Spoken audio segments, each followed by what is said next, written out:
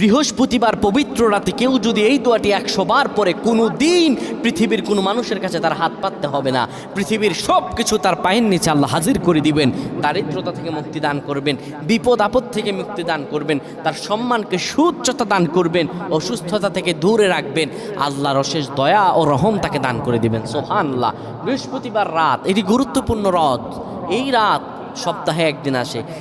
আরবিতে রাত আগে আসে, দিন পরে আসে। সুতরাং বৃহস্পতিবারের যে দিন গিয়ে রাত, এটি বৃহস্পতিবার রাত নয়, এটি শুক্রবারের রাত, এটি জুমাবারের রাত, এটি দোয়া কবুলের রাত, আল্লাহর কাছাকাছি হওয়ার রাত। সুবহানাল্লাহ। এই বৃহস্পতিবার রাত আল্লাহ তাআলা বান্দার দোয়া কবুল করেন।